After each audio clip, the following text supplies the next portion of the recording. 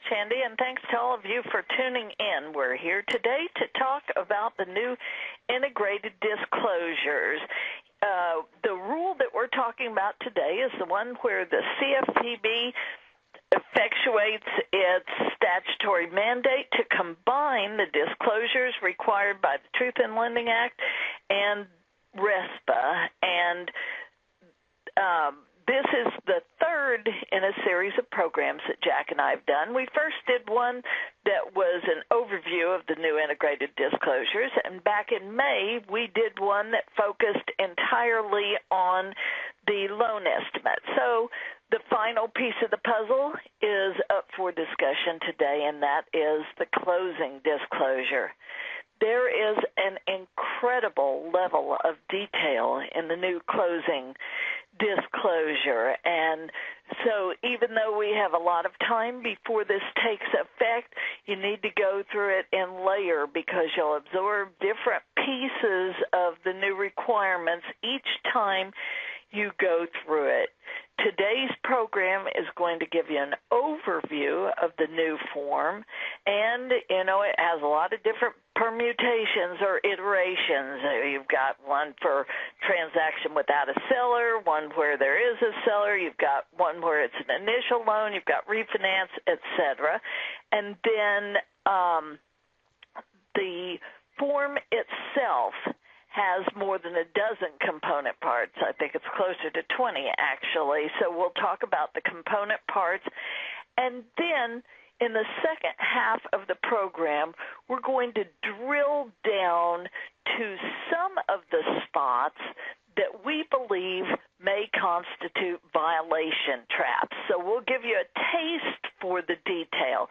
So when you settle into the program today, you're going to find that we spend approximately the first half on the first 19 pages, 18 pages, and then the second half, we're going to hop, skip, and jump through and put a spotlight on some of the areas that you need to be thinking about now. So by the time the program is over, we will have discussed the coverage and exemption rules and the timing and guidance for giving the final disclosure. We'll talk about the types of changes before consummation that require a new waiting period, the types of changes before consummation that don't require a new waiting period.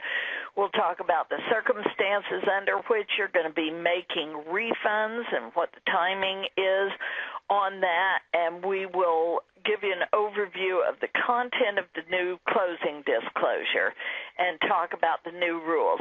Now, over on page 2, the CFPB's website, they're kind of getting it together a little bit. If you go over to their website now and you scroll across the top menu where it says Law and Regulation, there's something underneath that says Regulatory Implementation, and they actually have a category now for the TILA RESPA Integrated Disclosure Rule. Before, they just had the Mortgage Rule Implementation, and they didn't have that one in there. It was very bizarre, but that's all at consumerfinance.gov. Over on page 3 of our manual, the first piece of good news that we got about this new rule when it came out in November was that CFPB understood what a big deal it was and how much time it was going to take for the software companies to get their act together and for financial institutions to assimilate the new procedures into their institutions and to train their people on that. So they set the effective date of the final rule at August 1, 2015, which gives us a lot of time. Now, the way that the effective date works is the final rule applies to transactions that are covered for which you, or if you're using a mortgage broker, the mortgage broker receive an application on or after August 1, 2015. But when it comes to pre-disclosure activity, for example, those are going to become effective, those provisions, on August 1 of 2015, regardless of whether you've actually received an application. And let me explain how that works. First of all, you need to understand that if you got an application prior to August 1, so you had a transaction that was subject to the old GFE and old Truth in Lending disclosures, so you gave those out, then, and when I say old, what I mean is current, because we're living with them until August 1 of 2015. But if you started with those old disclosures, you're going to end with those old disclosures, even if the loan closes after August 1 of 2015. So what that means is you could have a loan for which you got an application, mid-July of 2015, that ends up not closing for, say, 4 months.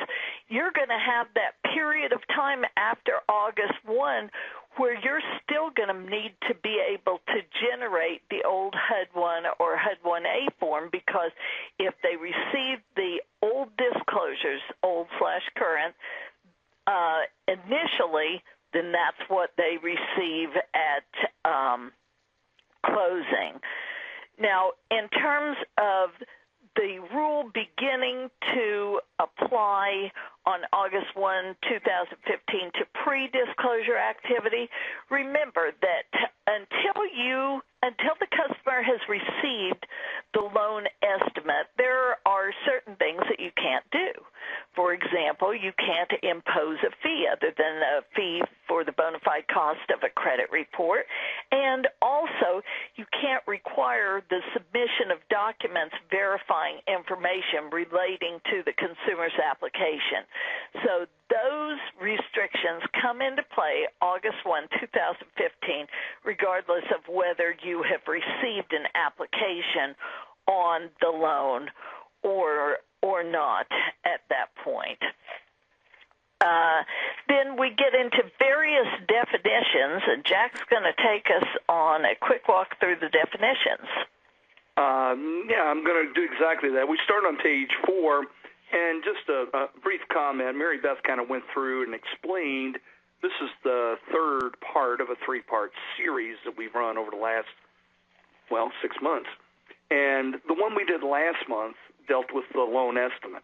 And the definitions we have here are the same definitions we had in that manual last month.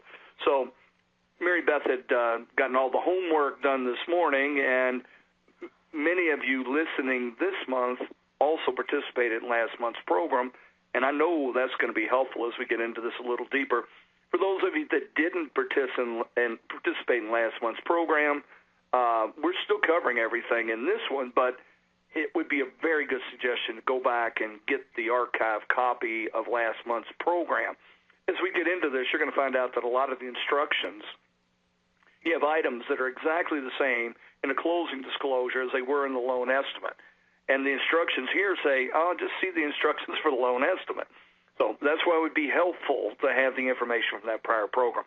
Now, these definitions, we went through them last month. And for those of you that were with us last month, I'll apologize for the duplication, but we do have about close to half the audience is new this month, didn't listen last month. Now, we have application first.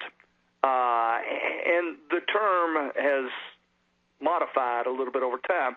You know, the original definition of application of Reg Z, I'm not sure why they even bothered. It was not particularly helpful. And that's the definition that says it's the submission of consumers' financial information for the purposes of obtaining an extension of credit. What information? I mean, it was really not a particularly helpful definition. The clarified definition is the second one down the page here on page 4, and it's brand new to Reg Z, but it's not brand new to you. It should look quite familiar to you, actually. It is almost identical to the definition of application that we have in RESPA. If you notice here, there are 6 bullets. There's 6 elements in this definition.